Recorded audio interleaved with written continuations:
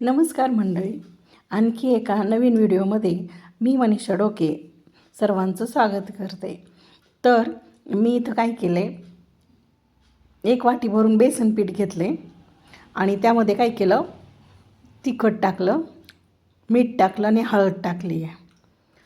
आता ह्यामध्ये काय करायचं, थोडं थोडं पाणी घालून हे पीठ चांगलं मळून घ्यायचं आहे. चांगलं घट्ट असा गोळा तयार करून घ्यायचा आहे त्या पिठाचा. अशा पद्धतीने छान असं घट्टसर असं पीठ मळून घ्यायचे.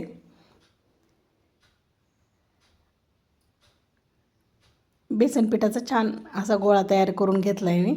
आता काय करायचं, वाटलंच ह्याला थोडंसं काय करायचं, आता बाजूला ठेवून द्यायचं. आणि आता आपण काय करायचं, इथं मी पनीर घेतले. तर हे पाव किलो पनीर आहे, एवढं पण नाही लागत, पण तरी पण मी तेवढं काय केलं, इथं खिसून घेणार आहे. खिसणीवर काय करायचं, मी पाव किलो पनीर इथं खिसून घेतले, अगदी थोडंसंच ठेवलं त्याच्यातलं. नंतर इथं मी गॅसवर तवा मांडून घेतला, त्याच्यामध्ये तेल घातलं. ते तेलामध्ये मी काय केलं होतं, 2 मीडियम साईजचे कांदे असे उभे उभे बारीक चिरून घेतले होते, म्हणजे बारीक अशी चिरून घेतले होते. आणि ते काय करायचे, त्या तेलामध्ये छान असे परतून घ्यायचे. तर अगदी तांबूस रंगापर्यंत कांदा परतून घ्यायचा आहे. नंतर त्याच कांद्यामध्ये काय करायचं, आपल्याला लसूण घालायचं आहे, टोमॅटो घालायचं आहे. हे सर्व जिन्नस काय करायचे, परतून घ्यायचे. तर कांदा अगोदर छान तांबूस रंगावर परतून घ्यायचा आहे. नंतर त्यामध्ये मी लसूण घातले, आलं घातले, नंतर टोमॅटो घातले. आता हे सर्व जिन्नस काय करायचे, छान असे परतून घ्यायचे एकत्र. आता कांदा लालसर झाल्याच्यानंतर आपण हे सर्व जिन्नस टाकलेत की नाही, आता टोमॅटोही मऊ होईपर्यंत छान परतून घ्यायचे तेलामध्ये. आणि हे परतत असतानाच त्यामध्ये मी काय केलं, काजू घातलेत, काही 7-8 काजू घातलेत. आता काजूही त्याबरोबर काय करायचे, परतून घ्यायचे. एकदम छान असं आपल्याला ह्याचं वाटण करायचं आहे. पाहू शकता तुम्ही इथं किती छान असे तांबूस रंगावर कांदा परतला गेला आहे, शिवाय टोमॅटोही छान असा मऊ झाला आहे. आता आपण हे एका ताटामध्ये काढून घेऊ आणि हे थंड होण्यासाठी ठेवून देऊयात. आता हे वाटण थंड होतं आहे, तोवर आपण बाकीची प्रोसेस करून घेऊ. तर मी इथं जो पनीर खिसून घेतलं होतं की नाही, त्यात मी काय केलं, मीठ घातलं आहे आणि ते छान असं मिक्स करून घेतलं आहे मीठ त्या पनीरच्या खिसामध्ये. आणि आता काय करायचं, आपण जे बेसन पीठ मळून घेतलं होतं की नाही, त्याचे असे गोल गोल असे गोळे करून घ्यायचे आहेत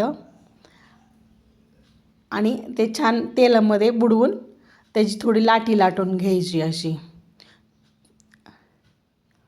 अगदी छोटीशी पुरी कशी होईल तेवढे अशी लाटी लाटून घ्यायची आहे. आणि त्यामध्ये काय करायचं, हे आपण पनीर खिसून घेतलं होतं की नाही, त्याचं सारण भरायचं आणि ह्याचं तोंड छान असं मिटवून घेऊन ह्याचे काय करायचे, कोफ्ते तयार करून घ्यायचे. तुम्ही याला कोफ्ते म्हणू शकता किंवा गट्टू पण म्हणू शकता. मी हा थोडासा नवीन प्रयोग करून पाहिला आहे. तुम्ही याला तुमच्या मनाने काहीही त्याला नाव देऊ शकता. अशा पद्धतीने मी सर्व असे कोफ्ते करून घेतलेत त्या पनीरचे आणि बेसन पिठाचे. आता काय तोपर्यंत आपलं जे साहित्य होतं की नाही, आपल्याला वाटणाचा मसाला आपण जो तळून घेतला होता तो काय झाला आहे, थंड झाला आहे. आता आपण ह्याचं वाटण तयार करून घेतलं. आता ह्या वाटणामध्येच मी काय केलं होतं, मीठ घातलं होतं बरं का. मला तो व्हिडिओ काढायचा माझ्याकडून राहिला, पण वाटणामध्येच मीठ घालून घ्यायचं आहे. आणि नंतर आता मी इथं काय केलं, गॅसवर कढई मांडून घेतली, त्यामध्ये तेल घातलं आहे बरंचसं, की जेणेकरून ते आपल्याला कोफ्ते तळता येतील तेलामध्ये. इतपत तेल घालायचे कढईमध्ये आणि फार जास्त बी घालायचं नाही आहे, कारण आपण त्याच्यामध्येच भाजी करणार आहोत त्याची. तर हे कोफ्ते काय करायचं, कमी आचेवर गॅसच्या छान असे खरपूस तळून घ्यायचे, की जेणेकरून कोफ्ते आतपर्यंतही तळले जातील. त्यामुळं गॅसची फ्लेम आहे ना ती मीडियम ठेवायची आणि मीडियम आचेवरच हे कोफ्ते तळून घ्यायचे इथं. आता आपले इथं मी 3 कोफ्ते इथं तळून झालेले आहेत. आता हे आपण काढून घेऊयात. अशा पद्धतीने मी सर्व कोफ्ते काय केले, तळून घेतलेत. पाहू शकता तुम्ही. आता काय करायचं, त्याच कढईमध्ये तेल होतं की नाही जास्तीचं, ते मी काढून घेतलं आहे आणि आपल्याला भाजीला लागेल, ग्रेव्हीला लागेल तेवढंच तेल त्याच्यामध्ये ठेवलं आहे. नंतर त्यामध्ये जिरी मोहरी घातली आहे. आता जिरी मोहरी इथं आपली छान अशी तडतडली आहे. नंतर मी जे वाटण तयार केलं होतं की नाही, टोमॅटो, कांदा, लसूण, आलं आणि त्यानंतर काजू याचं जे वाटण तयार करून घेतलं होतं की नाही, ते वाटण काय करायचं, ते तेलामध्ये घालायचं आहे आणि छान असं परतून घ्यायचं आहे. अगदी त्याचा म्हणजे मस्त असा रंग येईपर्यंत ते वाटण परतून घ्यायचे तेलामध्ये, अगदी तेल सुटेपर्यंत त्या वाटणातून. छान असं वाटण हे इथं काय केलं इथं मी परतून घेतले. आता या स्टेजला इथं मग काय करायचं, सर्व पावडर मसाले घालून घ्यायचे. यामध्ये मी आपलं साधं घरगुती लाल तिखट, गरम मसाला, हळद, त्यानंतर काश्मीरी लाल तिखट, धना पावडर मी घातलेली आहे आणि हे सर्व पावडर मसाले त्या वाटणामध्ये घालून छान असे परतून घ्यायचे इथं. आणि वाटणामध्ये आपण मसाले घातले की नाही, भाजीला तवंग खूप छान येतो. नंतर यामध्ये काय करायचं, गरम पाणी घालायचं आहे बरं का. गरम पाणी घातल्यामुळं काय होतं, भाजीला टेस्ट खूप छान येते. आता आपल्याला जेवढी ग्रेव्ही करायची की नाही, तेवढं पाणी त्या वाटणामध्ये घालून घ्यायचं आहे आणि छान असं वाटण आणि पाणी मिक्स करून घ्यायचं आहे. आता आपल्याला या वाटणाचं काय करायचं, आता छान अशी याला जेव्हा उकळी फुटल की नाही, तेव्हा त्यामध्ये काय करायचं आहे, कोफ्ते सोडून घ्यायचे.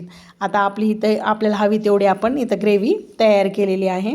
आता छान इथं ह्या ग्रेव्हीला उकळी फुटली आहे. आता ती ग्रेव्ही उकळल्याच्या नंतर आता मी काय करते, ह्याच्यामध्ये हे कोफ्ते सोडून घेते आहे. सर्व कोफ्ते त्या ग्रेव्हीमध्ये सोडून घ्यायचे आणि छान असे शिजवून द्यायचे आहेत. मस्त असे मऊ असे हे कोफ्ते या ग्रेव्हीमध्ये शिजले जातात आणि ह्याची तुम्हाला सांगते टेस्टही खूप भन्नाट लागते बरं का. अगदी आगळी वेगळी अशी ही पनीरची भाजी म्हटलं तरी चालेल अशी तयार होते. आणि नेहमी तेच पनीरचा प्रकार खाण्यापेक्षा थोडंसं वेगळ्या पद्धतीने थोडीशी पनीरची भाजी करायला काय हरकत आहे. आता इथं आपली भाजी छान अशी शिजलेली आहे. त्यावरती आपण कोथिंबीर टाकून घेऊया. आता आपण सर्व करू. आता तुम्हाला मी वाटल्यास एक कोफ्ता ह्यातला फोडून दाखवते कसं झालं आहे. आतपर्यंत छान असा तळल्या पण गेला आहे आणि पाहू शकता पनीरही किती सुंदर असं दिसतंय. भाजी दिसायलाही जितकी सुंदर दिसते ना, तितकीच टेस्टलाही खूप सुंदर भाजी झालेली आहे. तुम्ही पण अशा पद्धतीने ही भाजी करून पहा आणि आपल्या चॅनलला सबस्क्राईब करा.